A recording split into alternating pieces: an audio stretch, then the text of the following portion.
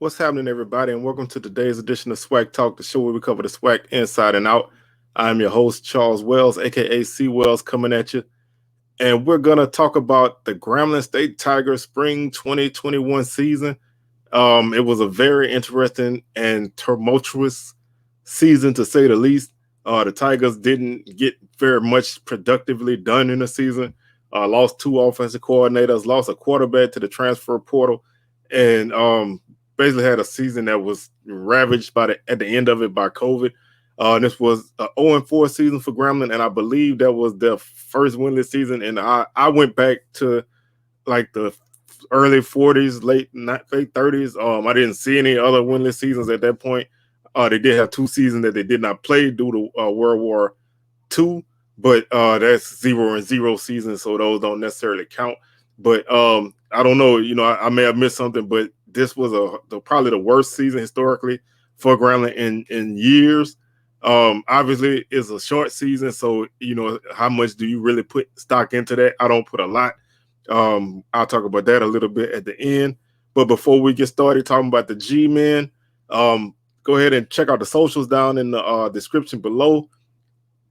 Facebook.com/SWACtalk, Twitter.com/SWACtalk76, Instagram.com/SWACtalk, and SWACtalk76@gmail.com is the email address. SWACtalk obviously is a podcast as well. That can be found on anchor.fm/SWACtalk, or you can use Spotify, Stitcher, Breaker, Google Podcasts, or Apple Podcasts. Search SWACtalk, one word, SWACtalk. And today we have uploaded the Grambling Spring 2021 season recap, where we go a little bit more in depth into the numbers and how they rank in the SWAC in every statistical category, and also the individual statistics. Just a little bit more of a deep dive into the numbers on the podcast. So if you're interested in that, feel free to check that out. Also, we have our other previous spring 2021 season recaps on the YouTube page, Alabama A&M and Alabama State. There's also Swag Talk podcast episodes on those two teams up as well. And we'll continue this series every Sunday. And then we'll do our fall 2021 season previews, 12 team on Wednesdays and Sundays, as well as continue our Swag Talk Time Machine episodes up until we get to the start of our fall previews. So with that being said, feel free to subscribe to the page. We're up to 147 subscribers on YouTube. So I'd like to thank everybody for subscribing to the page. I really appreciate each and every one of you guys. Feel free to comment on any video that you want. I will respond to all comments. So if you have anything to say in the comments, man, hop down in them and I'll respond. Like the videos, share them, and hit the notification bell to be alerted to any content that I upload on here, because sometimes I will upload a video randomly if something happens that I want to talk about. So I don't just have a structured schedule. I also have some flexibility where I throw things in there when I see fit. So hit that notification bell and you'll be alerted to all of that. So let's talk about the G-Men, man. They had a rough season.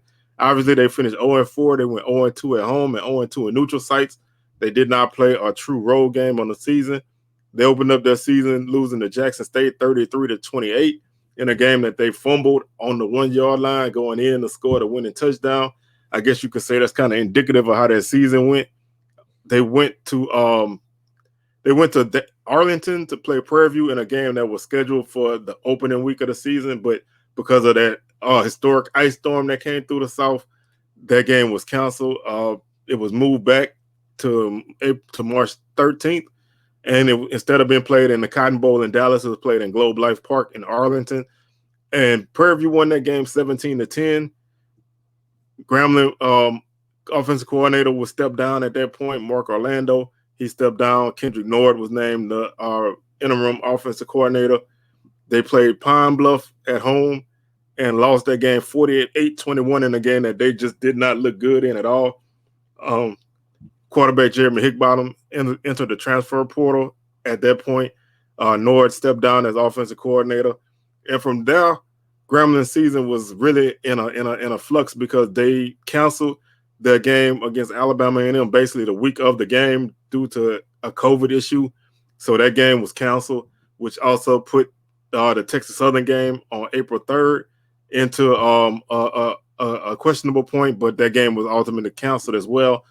So they said they did not play a game from March 27th to April 10th. They really kind of last probably like late in that week or maybe the middle of that off week they had. They were able to determine that they would play in the Bayou Classic on April 17th in Shreveport. Game did not go well for them, to say the least. Lost 49-7 to Southern, in a game that probably was not even that close. Southern basically controlled that game from start to finish. Grambling did have one spurt in the third quarter where they seemed like they were going to get things going, but they just could not get anything going, and that put a bow on this unorthodox type of season. And obviously, I think this is a season that Grambling would not replicate in the fall. I think Grambling will be better. How much better they will be, that remains to be seen. You do have to take in mind that Grambling is a team the last couple seasons have had slow starts. So for whatever reason, they don't start very good these last couple years. So the slow start to the season was not unexpected, but you figured they would win a game somewhere in that point.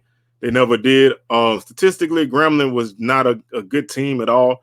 They finished last or close to the bottom in almost every statistical category. They were last in scoring offense. They were last in scoring defense. Last in rushing defense. I think they were like middle of the pack in rushing offense. Excuse me. Passing offense, they weren't good. Passing defense, they were last. Third down conversions, they were middle of the pack on offense. On defense, they were last. They allowed 56% completion, 56% completion rate on third down. That's not going to get you very many wins at all.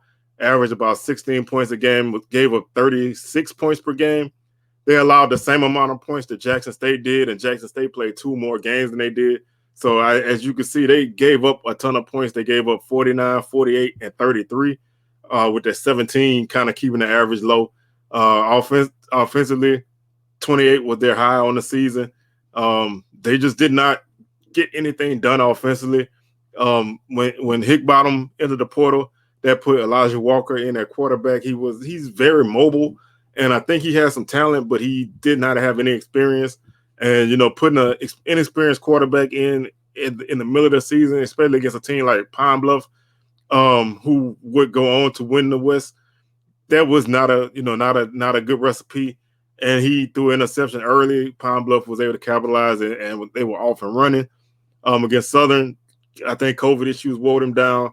The line couldn't block well. They couldn't run well, and they didn't give him much time to get any kind of passing game going. I do think they have some really good backs, not great backs, but Elder, Russell, and Brooks are guys who all played in previous seasons and looked well at times. So I was really surprised that they did not run the ball better. I think that had more to do with their offensive line issues than anything. I think they have some okay receivers. Nobody's really great, but they do have some guys with size. And I think offensively, they can get some things going again. And like I said, we'll talk about that more in our future preview of the upcoming season. But defensively, Grambling just, they did not stop anybody. They didn't have the kind of secondary that they normally have. They only intercepted 2 passes on the season. They had 4 sacks on the season, 24 tackles for loss. Just didn't really do a good job of making plays anywhere on defense. And that doesn't allow your offense to get going because you can't get yourself off the field. You can't really put your team in any good situations. They average like 36 yards per punt, so they didn't do a good job of flipping the field on special teams. And it was just a season that, like I said, it was a 4-game season. It really wasn't a great season for them. It ended horribly, but I think there's still a lot that can be built on. They did bring in a new offense coordinator, Eric Marty, from California. He was a head coach out in California at Reedley College. So I'm interested to see what they can do with a new offensive coordinator. I do think that Fobbs is kind of coaching, not so much necessarily his job is on the line in the fall, but I do think it's going to be interesting it is imperative that Grambling does finish better than what they did. So this season obviously was one that was, it was like any part of this COVID season, it was very unorthodox. And I really, it's really not a lot to say about Grambling. I don't think they're as bad as their record is. They did play bad, but I think a lot of issues went into that. And yes, I'm shooting them a little bit of bail. I do think that they just had some things they just could not get out of their own way, and I think they will be better. So that's going to do it for this episode. Like I said, not a lot to say about Grambling. They didn't play very well. Season was ugly for them, and brighter days I do think are ahead. So I'm your host, Charles Wells, signing out, and we'll see you guys on Wednesday with another episode of SWACtalk Time Machine. And then next Sunday we'll be talking about most of y'all's new favorite team, Jackson State. So I'm sure you guys are tuning in for that. And we'll see you guys later in the week. Y'all enjoy our weekend and stay safe. We out.